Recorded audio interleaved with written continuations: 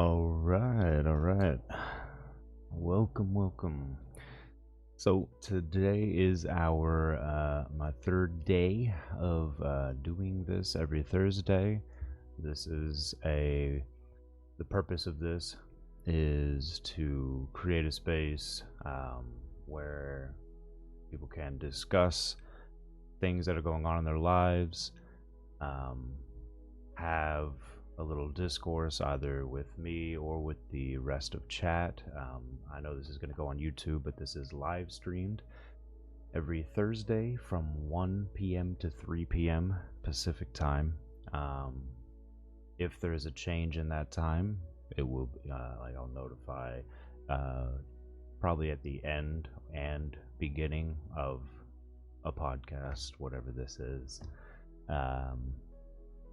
But another disclaimer, I am just a student. I have a degree, I have my degree in psychology, but I'm still a student. I'm pursuing to become a therapist. So anything we talk about is just like research based. It's anecdotal. It's opinion. It's not going to be anything in the professional sense. If you do have any sort of severe issue, disorder, trauma, whatever, of course the advice would be to go seek professional help. Maybe me in about 3 or 4 years. Haha. But really, check in with yourself, and if there's something really persisting that would be detrimental to your well-being, your daily life, a disorder, go seek professional help. Methods like this, listening to someone like me, or the people who I listen to regularly, like Andrew Huberman, and lately a little bit of Robbins, because I have different kind of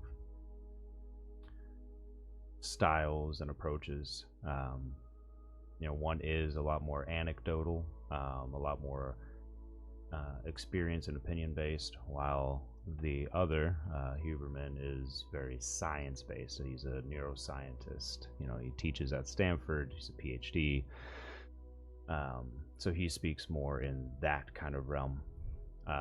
So today, we'll be talking about kind of stress, anxiety, understanding it and kind of managing it. Some strategies that others have talked about and researched, like Andrew Huberman and Mel Robbins, to kind of, help you have a healthier understanding and healthier life.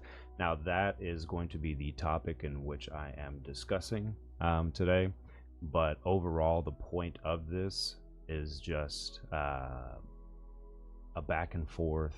If you have something you want to talk about, it's supposed to be more of like a safe space to talk about it. Any sort of negativity or harsh criticisms would not be tolerated via either YouTube chat or Twitch chat. And yeah, so that takes precedent over what I'm explaining. The only reason I'm doing kind of these tailored theoretical podcasts is while I'm building a community, a base for people to come and talk and discuss. Ideally, that's what this is. It's going to be an open forum for people to just come to every Thursday. Have that reliability of like, all right, I've been waiting to kind of express this all week type thing. Again, not professional help. This is not that. It's therapeutic, not therapy. But that's what this is intended for. But until I get to that point, then I'm just going to kind of have this in more of a podcast standard, where I do some research and I go over what a million other people have gone over, but maybe I can do it in a way that resonates with someone differently. So without further ado, like I said, if anybody in chat does have any questions, that will take precedent. I will pause this and we will discuss that. But let's begin. So like I said, what I'm going to talk about with stress and anxiety, the sources I'm using today are more or less Andrew Huberman and a little bit of Mel Robbins, just because I know Andrew Huberman does, and I'm not saying Mel Robbins doesn't, but does like extensive research into this kind of, into everything now, but into this. And Mel Robbins is also someone who, through experience and research, and successes of her books and things like that, also has good insight to these things. So, stress and anxiety, according to the APA, American Psychological Association, affects about 77% of people. And there's potentially 40 million adults in the US alone that have an actual disorder, which, to break that down to the base definition of what makes something a problem and a disorder, or something you're going through in a disorder, is a disorder typically is something that affects your day-to-day life. It inhibits you in some way, in a negative way. But in order to really break it down, we have to kind of understand what stress and anxiety is. I mean, I'm sure we know, like, oh, this is stressful, I'm anxious, I have anxiety about this. But we're gonna break it down base level, kind of go deeper into it and things like that.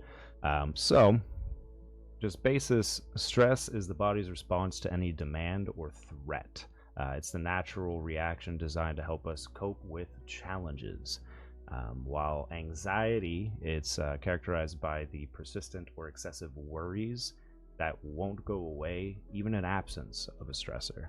Usually you're going to have anxiety as more of a futuristic thinking thing, and you're going to have stress as a immediate thing. But we'll discuss more of that now, pretty much. So the scientific definition. Stress can be acute or chronic. Acute stress is short-term and often tied to specific events like a job interview or public speaking, or, again, something kind of more in that immediate circumstance, or near immediate circumstance. But chronic stress is, we talk about acute, short-term, but chronic stress, it lasts for a long period as a result of these longer, less momentary things. Instead of a job interview, it's financial. It's financial woes or relationship woes. That's always fun. It's financial woes. It's relationship woes. It's something that is happening long term, that is continuously stressing you out.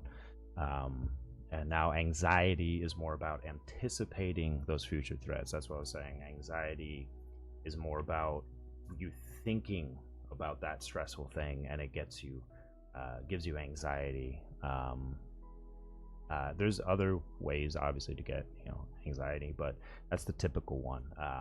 And it's a normal response to stress, but it can become excessive when it interferes with daily life. And that's what I was talking about, the difference between just having anxiety and having an anxiety disorder.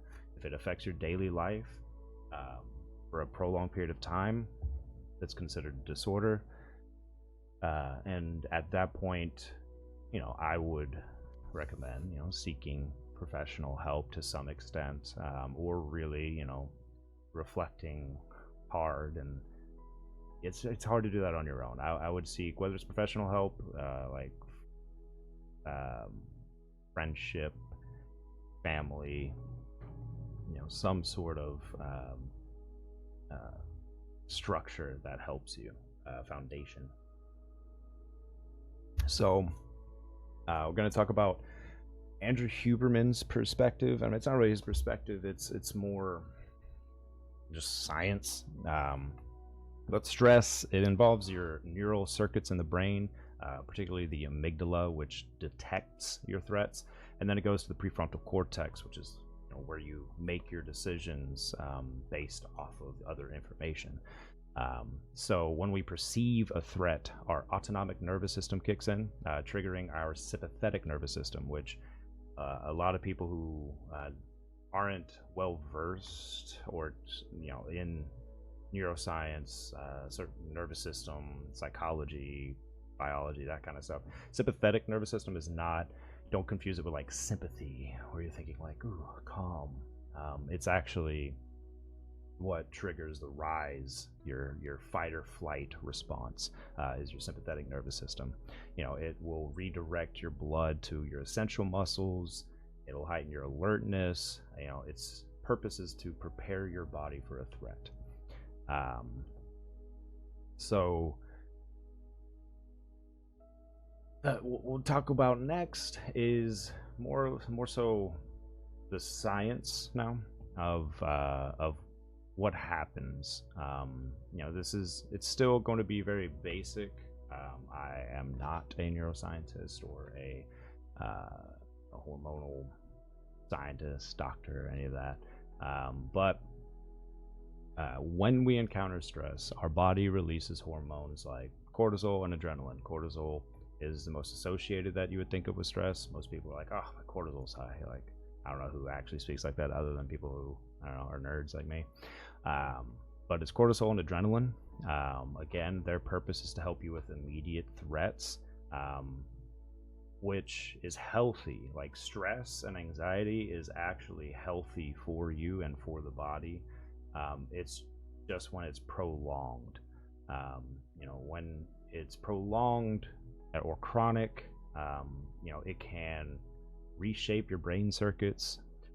It can affect your hippocampus, which is involved with memory and learning. So I know for a lot of college students, studying and being really stressed about a test and studying is actually detrimental. Like, being stressed, which in some regards you can't control, but you can learn how to.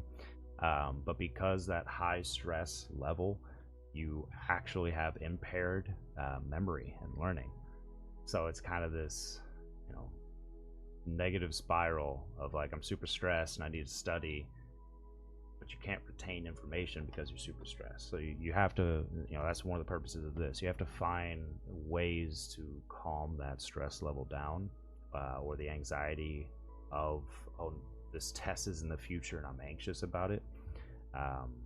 You have to be able to calm those nerves down a bit, not just for the overall benefit of you, but literally for learning and memory. So I'll break it down a little bit more. Cortisol, it's known as the stress hormone. Cortisol increases sugar in the bloodstream and enhances the brain's use of glucose. However, prolonged high levels of cortisol can impair cognitive performance, dampen the immune system, and increase the risk of chronic diseases. That's why it's important to maintain your levels of stress and cortisol. I forgot the statistic, but so I'm not going to speak too inaccurately about it. But I mean, stress is a leading cause of like heart problems, heart failures, whatever. And now we have adrenaline. Adrenaline will increase your heart rate. It elevates your blood pressure and boosts energy supplies. It's crucial for an acute stress response, but it can cause harm when it's frequently elevated. Like, you don't want adrenaline all day, every day. If you get injured, typically adrenaline kind of acts as an analgesic, or maybe it doesn't act like an analgesic, but maybe there's I forgot different chemical, but when you get severely injured, your adrenaline is pumping and you can still perform or do whatever you need to do to certain extents because of that adrenaline, but then it goes away. if you were constantly in a high adrenal state where you're just like it wouldn't be good. Yeah, and then you have serotonin and GABA. We've talked about this in other episodes. Super important, like mood regulators, but these help regulate your mood and promote relaxation. And having low levels of these mood regulators increases your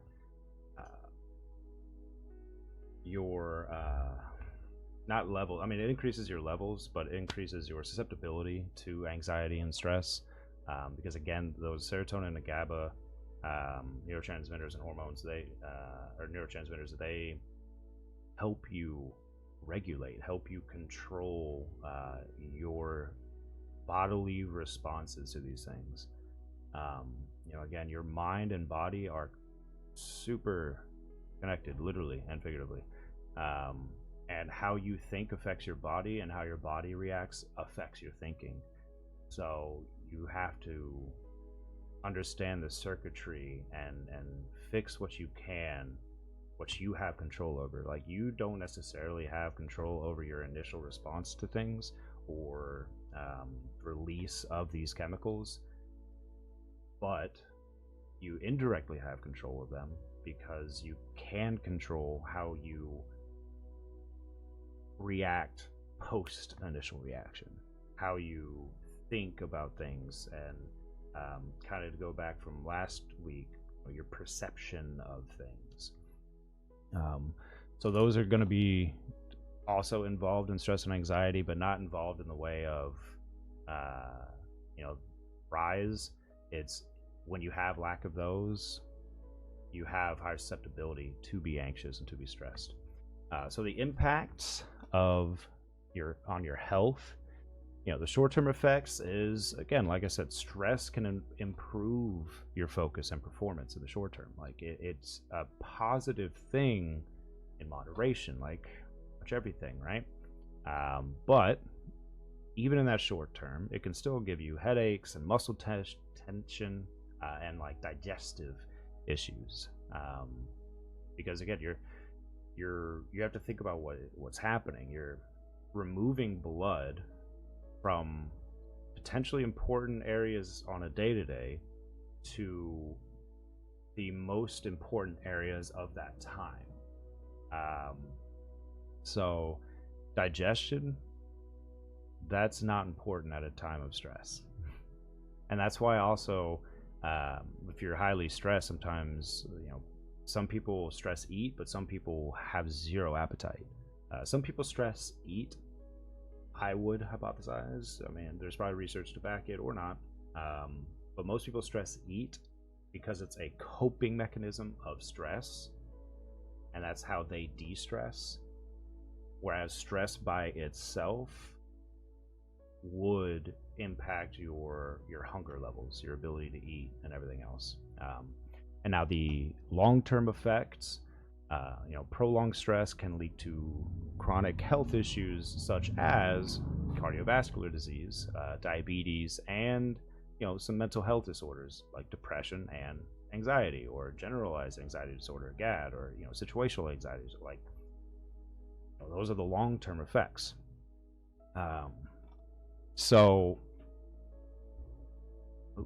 one second.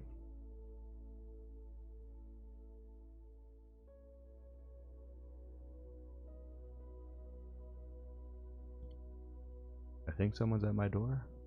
This is awkward. I'll be right back.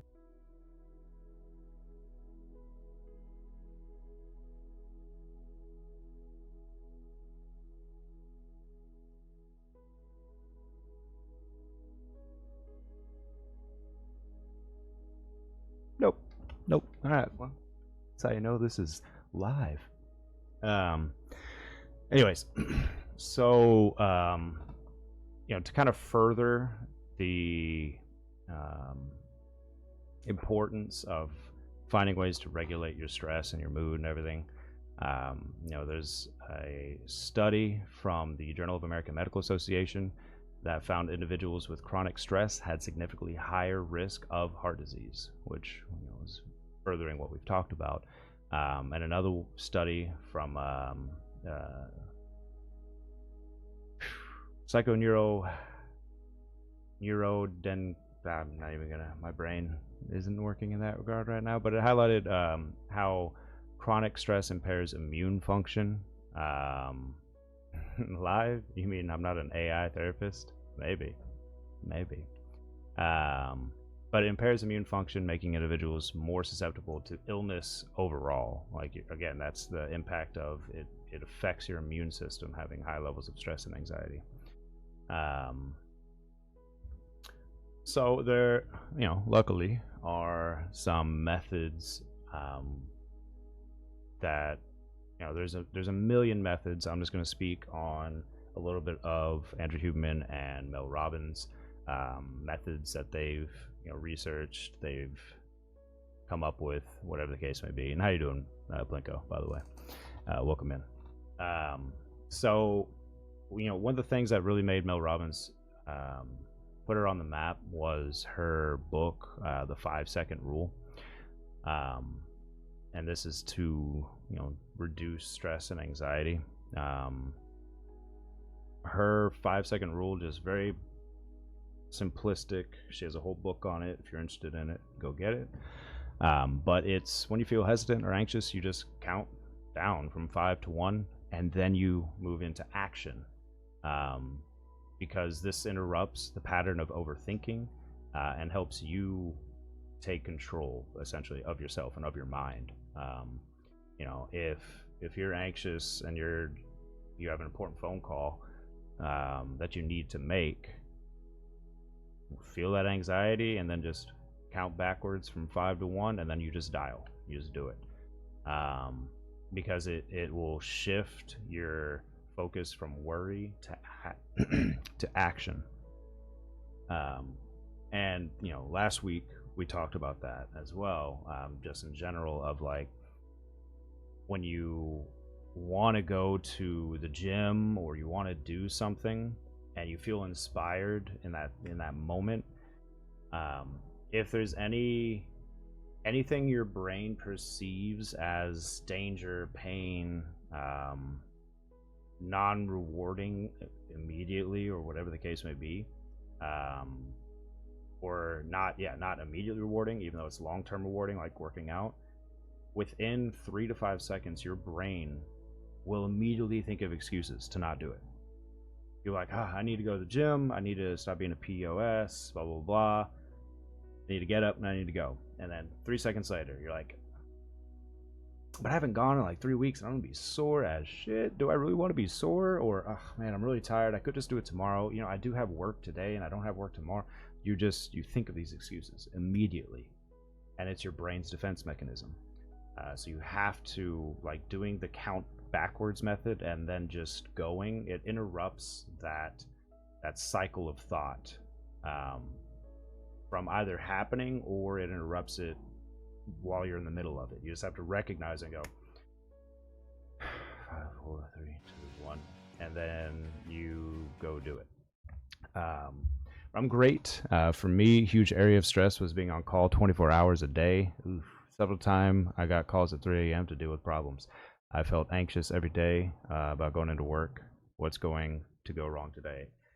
That's rough. I mean, yeah, I haven't experienced it in that way, because I've never been on call 24 hours a day. But like, just it sucks to be in that perpetual mode of going into work, the thing that you have to do pretty much every day or most of your week, and be dreading it. Like, it's not healthy. I mean, that's a given, but it's not healthy. It affects more than just your mood. It can affect your immune system. It can affect your perception on the world. It can affect your confidence levels. If you work at a job where you don't, either A, you don't feel valued, or B, you're just like, what the hell is going to go wrong today? I got to fix everything, blah, blah, blah. It's hard to look forward to that. It's hard to be like excited to jump in on that. But I'm assuming that's the job you had left, or that's the job you are currently at. We like the idea of breaking the initial barrier to get out there, be active, break the cycle, make excuses. Yeah, I mean that's the job you left. Yeah, yeah, a good thing, good thing. And yeah, that's Mel Robbins' advice. She has a bunch of other, but this was like her groundbreaking book. It was just, when you're in a situation that you're about to be, is going to be stressful, and you're anxious about it, or whatever the case may be, you don't allow those intrusive thoughts to dissuade you from this. You don't think to yourself like, whatever you're about to think. Like if I'm calling for a job that I don't think I'm qualified for, but it's a great opportunity, I might be like, oh dude, this is an awesome opportunity, blah blah blah. But then before I make that call, I'm like, I mean, what's the point? Like, I'm not even qualified. Like, blah blah blah. I'm gonna give myself all these excuses, and that still may be true. But the definition of confidence, according to Mel Robbins, isn't necessary. Which, you break it down, it still is your self-evaluation of like worth and everything. But that's more self-esteem. But her definition is your willingness to try new things, which I think that's more of an actionable definition, like personally, because it typically would take confidence to try new things. And typically people who don't try new things, well, I wouldn't want to say typically people who don't try new things aren't confident, but but that's her definition of confidence, is like the willingness to try new things. And I believe, breaking that down, it's because you have the confidence to be like, look, either I get it, I don't, doesn't matter, or I believe in myself enough that I'm going to be able to get through whatever this is. Fear of failure, a waste of time. Yeah, fear of failure. So like 15 years ago, I was working at Cheddar's restaurant, and one of my coworkers, he had a degree. I forgot what it was for, but he had a degree. The degree he didn't get the job in time before he needed money. So he got a job at Cheddar's. And for months I was just hearing this guy, talk about like basically the fact that he got this degree. It wasn't every day, but enough. Cheddar Scratch Kitchen, hell yeah, I worked there like 10 years, on and off, but I worked there like 10 years, bartended there and everything. But it wasn't every day, but I would hear him just talk about like, oh, man, this or this, like pertaining to his career, pertaining to like how upset he is because the money he's making now isn't, like, why do you even get a degree, blah blah blah, because now he's just serving tables, didn't need a degree for that, and he's only making, like, he's barely able to cover his bills and his student loans for a degree that should have paid him more, but he couldn't get the job, blah blah blah blah blah.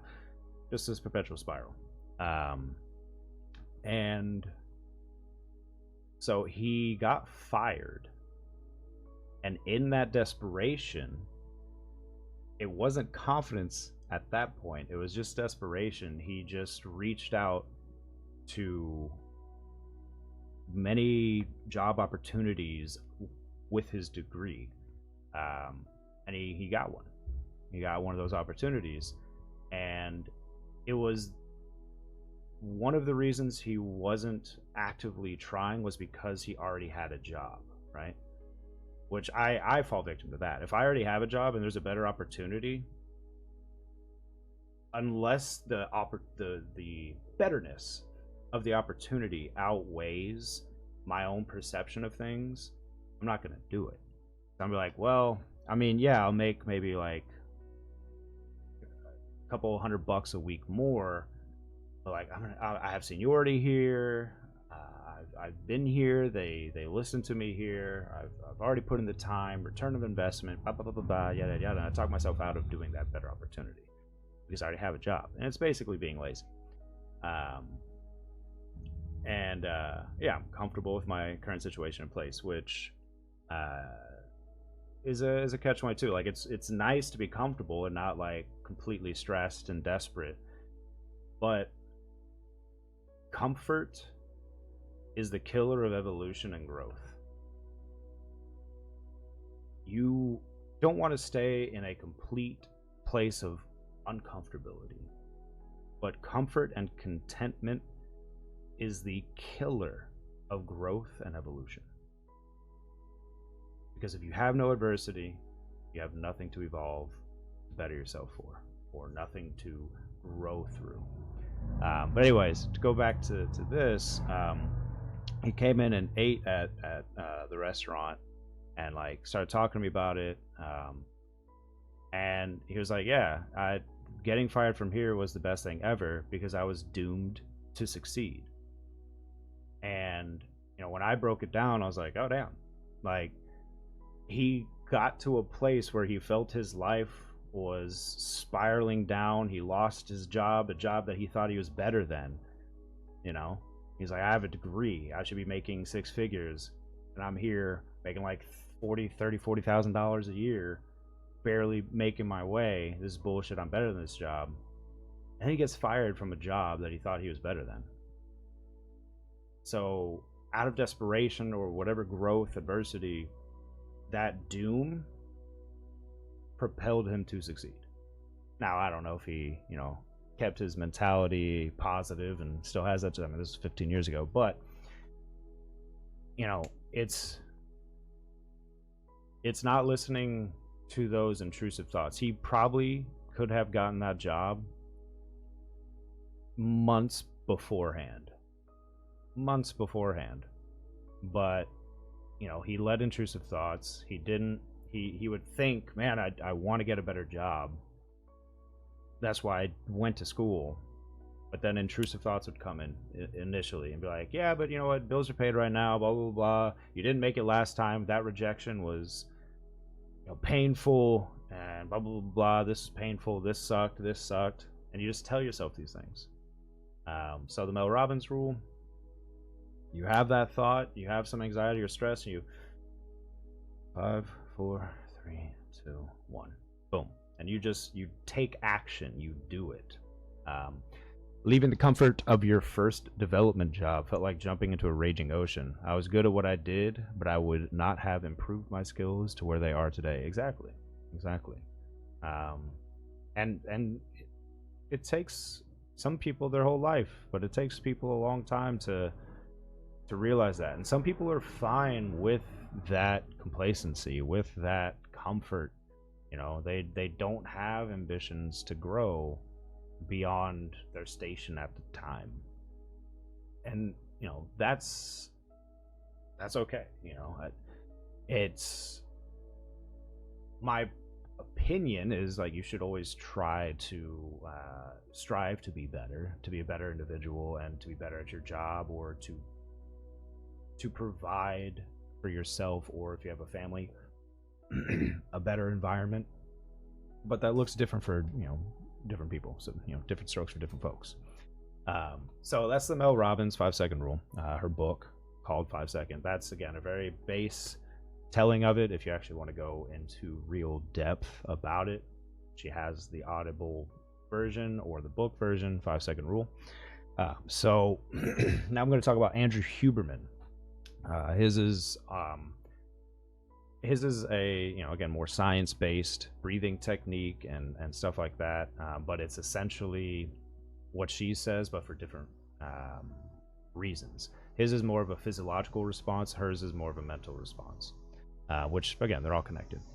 But damn, do I pick a bad day? It seems like they're coming every Thursday to do lawn, but they didn't do it 2 weeks ago. Anyways, so Andrew Huberman, neuroscientist, he emphasizes the importance of breathing techniques to manage stress.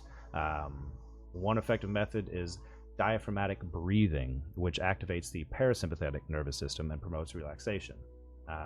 Remember, like I said, sympathetic, despite what you would initially think, sympathetic is actually fight or flight, a rise in blood pressure or rise in heart rate, alertness, or parasympathetic is actually like calming.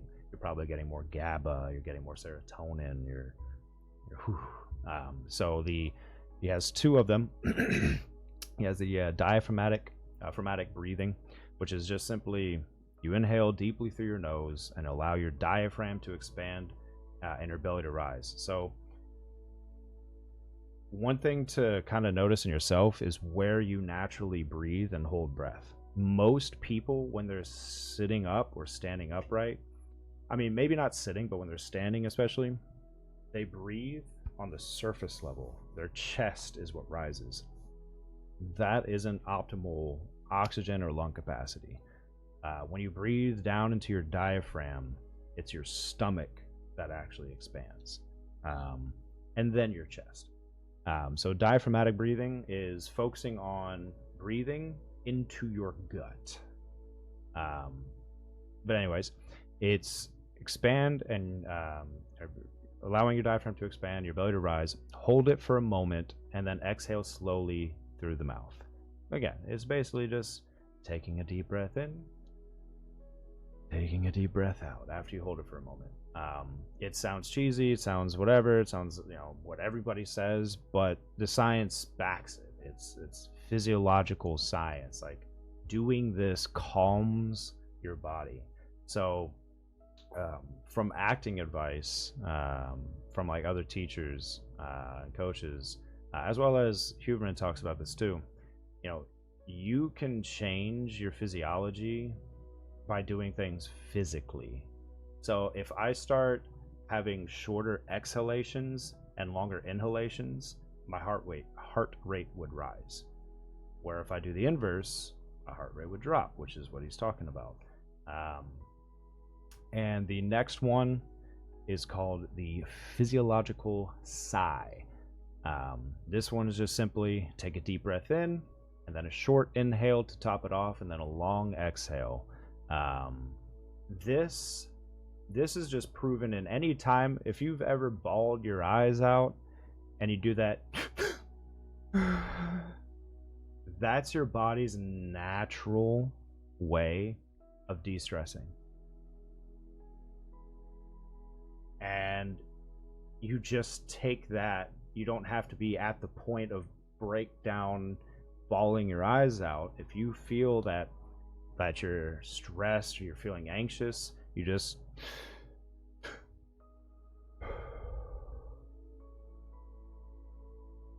and you do that a couple times and it calms you down.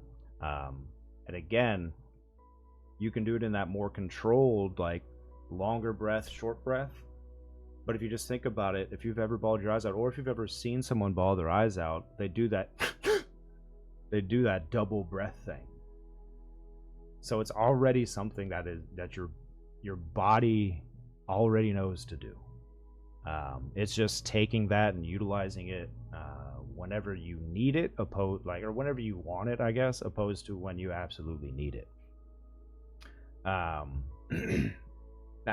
here's just some other recommendations, which again, I'm sure it's stuff that everybody's heard a million times, but there's science, there's like reasons it is talked about so often. But exercise and movement, physical activity reduces stress hormones and stimulates the production of your endorphins, your like feel-good chemicals, which are natural mood lifters. Whether you're just doing a brisk walk, you're doing yoga, strength training, regular exercise, it can significantly lower your anxiety levels and your stress levels. Ideally, you want to aim for at least 30 minutes a day.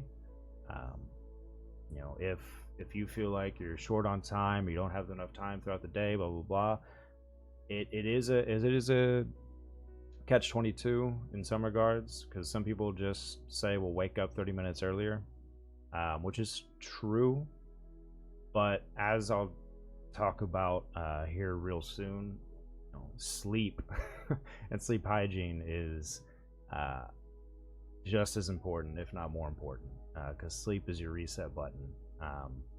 So exercise, do some movement. It doesn't have to be like I need to go to the gym and sweat like crazy. That's good as long as you're doing it properly, but it's just simply move around. Go outside, take a 20-minute walk. 20 minutes is a mile. Just walk a mile, 17 to 20. Just do that, or ideally do something like yoga, strength training, a little harder on the body. The next one would just be mindfulness and meditation. Mindfulness and meditation, it has also strong scientific backing. Studies show that regular mindfulness practice can reduce anxiety and just improve your overall mental health.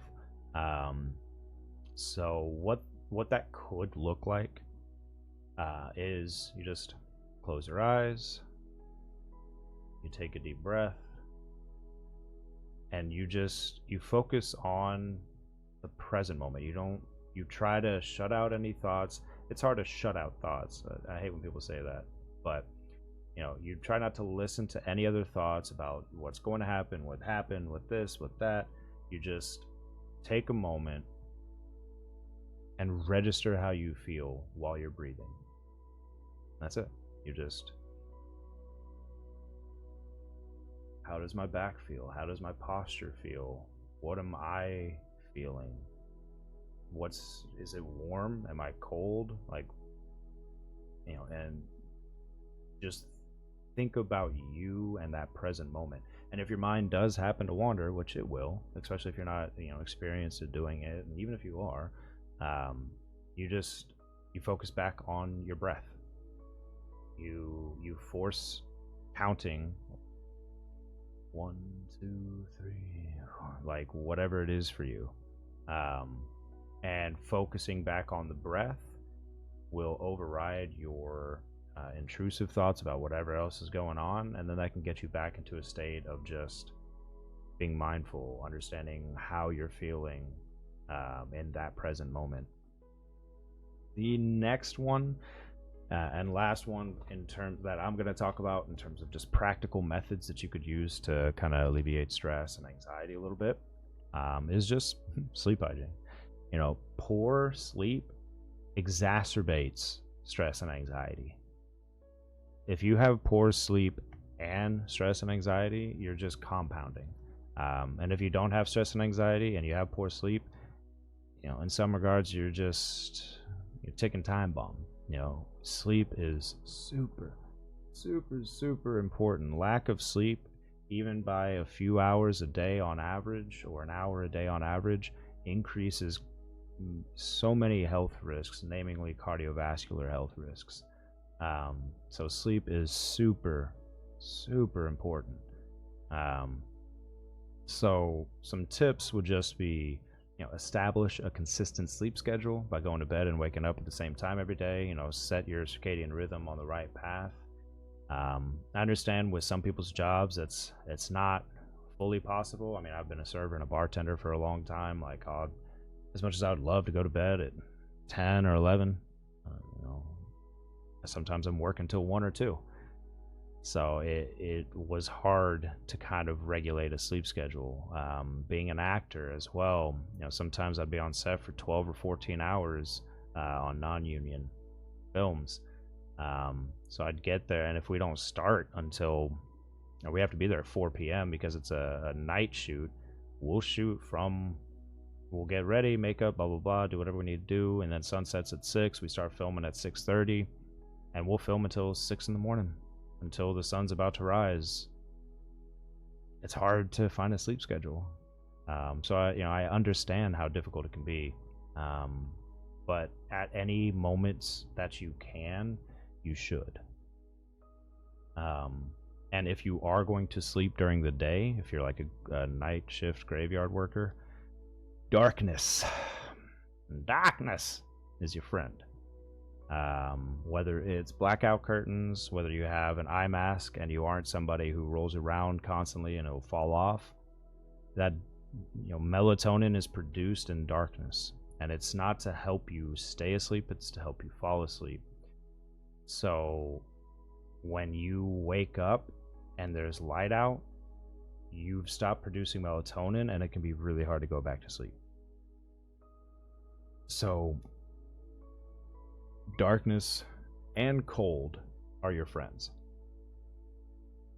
They say optimally, you want to drop your body's core temperature by 1 to 2 degrees Fahrenheit for optimal sleep.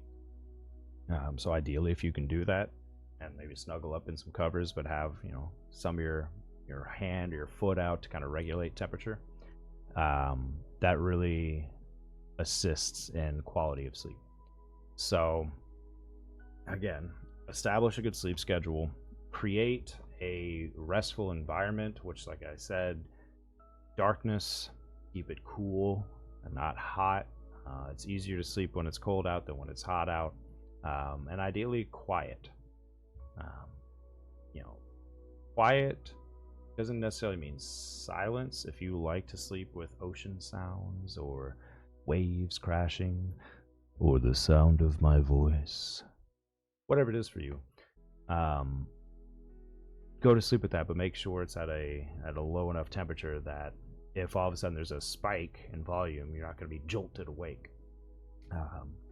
And then, this can be hard for a lot of people, myself included, but avoid screens, really, of any kind. You could get those orange sunglasses that block blue light and blah blah blah blah blah, but if you know you want to go to bed by like 10, you ideally want, I think it's 30 or 45 minutes, if not longer, but 30 or 45 minutes of time away from food, really 2 hours for food, some people say, but from food and from screens, from blue light, white light, luminescent, any of that. You want to stay away from that about 30-45 minutes before you go to sleep. And of course, no adenosine blockers. Caffeine. Don't drink coffee if you're trying to go to sleep. That's just, I feel like should be a given, but it's not just coffee. I kind of misspoke. Anything with caffeine. Don't drink your black tea. Don't drink your cappuccino. Even decaf has some caffeine, but sure, if you're itching for it, you're like, I need the taste of coffee. Okay, go decaf. But just know there's still trace of caffeine in that. But that also means no Coca-Cola, no Pepsi, no Mountain Dew. Don't drink, especially dark sodas. Don't ideally drink any sodas because of the sugar and all that, even if whatever. But stay away from caffeine before you go to bed. Ideally with that one, I would like the half-life of caffeine on average for the average person, I think, is 3 to 4 hours before it starts dissipating in your bloodstream. So I mean, at the least, I would say don't drink soda or anything with caffeine 2 hours, 3 hours before you go to sleep. Optimally 4 or 5, because again, it's an adenosine blocker. Adenosine starts releasing when you wake up, and it builds up, and that's what kind of tells your body to be like, oh, I'm tired. Melatonin comes in and helps you fall asleep. The adenosine is what is signaling your body you need to go to sleep. So you don't want anything that's going to block your adenosine. Now that I've talked about that, now we're going to talk about more cognitive and behavioral strategies like CBT, cognitive behavioral therapy. Not my brain just died. Not cannabinoid therapy. Why can't? Anyways, my brain just died on marijuana. Is it also CBD? I don't know. CBD. I don't know. My brain is done. It's fried in that regard. I'm just focused on this. But anyway, so cognitive behavioral therapy. It's a highly effective approach for managing stress and anxiety. CBT helps you identify and challenge negative thought patterns. So, what that could look like is you do like thought records, like a journal, essentially. When you feel anxious, you write down the situation, your automatic thought, your initial thought on it, and then evidence for it, but also against these thoughts. So if I think to myself, again, like I'm doing the job thing, and it's a job I know I'm not qualified for, but I still got an interview, which means there's some interest. But the job I'm not qualified for, my negative thought, my anxious thought is going to probably be, why even try? Why set myself up to get rejected? Why even get my hopes up? I'm not qualified. What's the point? Blah blah blah. I would write down my anxious thought, like the root of it or whatever is job interview. My anxious thought is basically I'm not good enough or I'm not qualified. And then I would give evidence for it, like, well, I don't have the experience, I don't have this, I don't have this. But then I would force myself to find evidence against that thought. Be like, you know what? I'm a quick learner. I'm personable. I'm smart. I'm this, I'm that. So if I was given the opportunity, what I would say in the interview is, well, in lieu of my experience, I have these other qualities. So you want to have the evidence for and evidence against. So you're able to actually see if your anxiety or anxiousness is justified. The other is essentially the same thing, but it's just more mental. Just challenge the negative thought. Ask yourself, is this thought realistic? Or you can ask yourself, what's the worst that could happen? And that can reduce the power of the negative thought. Again, what's the worst that's going to happen? I do this interview that I don't think I'm qualified for, but I do it to the best of my ability. What's the worst that's going to happen? I'm not going to get it. Okay. That's what I thought was going to happen. All right. It's no surprise to me. So that's the worst that's going to happen, is I don't get it. The world's not going to cave in. I'm all of a sudden not going to be able to attain a job in general. The person I'm interviewing with isn't going to have some crazy connections to every job I'm ever going to get, and they'll be like, this person is not good, don't hire them. A, that's illegal. But B, that's just a irrational fear, irrational thought. So you just want to ask yourself, like, wait, what I'm thinking right now, is this realistic? Like, if I have an anxiety over spiders, I mean, this is probably a bad example, but like, if I have an anxiety with spiders, arachnophobia, statistically, every house you've ever been in has spiders. Hearing noises. Statistically, every house you've ever been in has spiders, and been multiple. But if knowing that statistic, I'm afraid to go into anybody's house ever, that's an irrational fear, an irrational thought. So you have to think to yourself, is this thought realistic? Now, you could convince yourself that it's realistic, like, well, yeah, every house has spiders. But what's your actual fear? To get bit? To just see one? Well, statistically speaking, you're not going to get bit. I pretty much ever, in comparison to how many times you interact with the spider unknowingly. And statistically, you're probably not going to see the spider either. So you have to think to yourself, is this thought realistic? Again, with actual phobias, there's a lot more to it. That's why I said it's a bad example. But it's just an example of thinking to yourself, is what I'm thinking realistic? So another behavioral strategy or cognitive strategy is just positive psychology. It's practicing gratitude, and it can shift your focus from the negative to the positive. And it's just simply that. It's having like a gratitude journal. It's telling yourself before you go to bed what you're thankful for. What you're grateful for. Forcing that, like I said, everything's connected. Your mind, your body, your soul, your spirit, this, that, the other. It's all connected. And my thoughts can change my physiology, which can change my physique. My physique can change my physiology, which can change my thoughts. So if you focus on the positive things, on the things you're grateful for, you're less likely to be thinking about the negative, the things that you're bad at or whatever that you think you're bad at. So you just, write these down.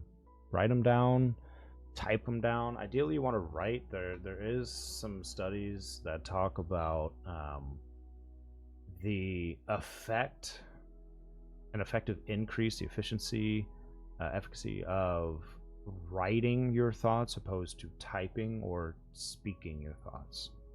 There's some power in writing down your thoughts.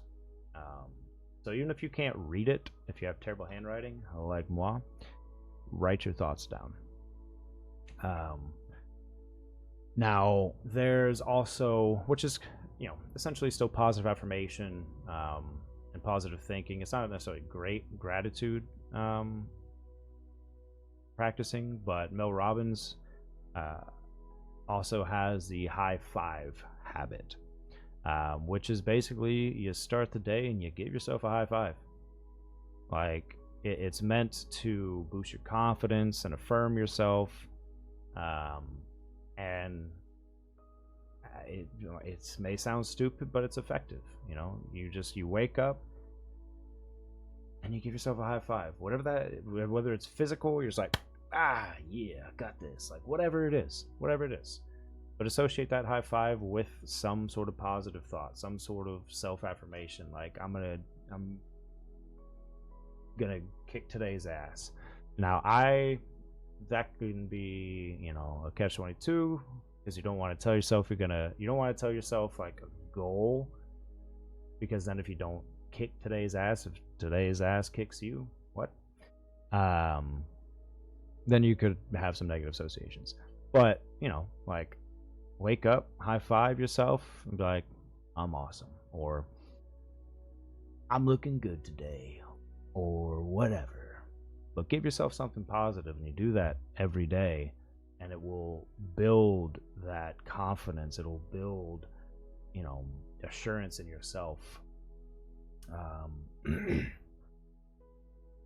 All right, and it's kind of a shorter chit chat today. I tried to tailor this one more. Like, I'd have an itinerary, I have an outline, did more structure than the previous two sessions to just kind of see how it felt, and if the information was good, if the flow was good, or not necessarily good, better, I guess, than the previous two sessions. I mean, I feel like it feels smoother with the structure. I was like hearing you speak. I'm waiting for your audiobook. You were trying that out a while ago. Yeah, I'm still I'm still going for audiobooks. The space that I live right now, it's not conducive to that. Like, it isn't. I don't have a soundproof room, essentially. So when I record, even when I edit, background sounds out. You just hear the slight echo and unprofessionalism, basically. So I have to wait until I'm in a better situation for that. But I appreciate that, Plinko, and I appreciate you being here. But yeah, I hate to end it short. Usually I'd talk to myself for 2 hours. I say usually, it's been twice. But I talk to myself for 2 hours. That's the design of this. And I kind of don't want to end it early, just in the off chance someone is like, oh, it's 2:30, he should still be talking, and wants to come in. All right, this one has a lot of ads where the previous one I was listening to did not. Jesus. Or YouTube is just increasing their ads more so lately. But yeah, so today I kind of structured it more. So hopefully it was a little more articulate. But in theory, I would kind of leave this portion up to kind of Q&As, to chit chat and all that. But as this is a new development in my stream, my expectations of that are reasonable. So I think I'm just gonna go ahead and end it now. While the information was, fairly clear and fairly concise, I do want to end with saying again, this is not professional advice. This is just my research. It's anecdotal opinion with science and backing. My purpose is to learn myself, but also in my learning, help others. I will be referencing a lot of people who are more experienced and experts. Like I said, one of my major influences in the neuroscience department is Andrew Huberman. I'm probably going to talk about him or quote him or whatever forever, relative. But I'm gonna, he does the research to such a great extent that I'm not going to be able to add anything beyond his insight. So I can only take his insight and talk about it in my own way. And there's Jay Getty, there's Mel Robbins, Tony Robbins. There's so many other sources that I am going to be learning from and listening from, as well as just journals, articles, peer-reviewed things to talk about. So again, this isn't professional anything. If you do have a disorder, you do have some trauma, something really going on in your life, while measures like listening to this or coming into these environments can help, you should still seek actual counseling, especially if you have suicidal ideation and anything like that. Talk to someone, talk to a professional, open up about it. But yeah, we're just here to learn. We're here to get better, myself included. And if there are critiques, if there are things that you would like to hear, like to see, a topic that you would like me to research and for us to talk about, put it in the comments section of the YouTube, or if you join my live stream at twitch.tv/SchneiderJS, then we can do that. Other than that, I'm just going to be figuring out what interests me that week, researching about it a little more, and then talking about it. So thank you guys for watching. Thank you guys for listening. Whoever's out there, Plinko, I appreciate you coming in, sharing some of your life as well. And yeah, thank you guys so much. Follow, subscribe. I'm a sellout because I said that. I don't know. People say that at the end of their videos, so I feel like I should, since it's going on the YouTube. But thank you guys for watching, and I'll see you next week. Adios.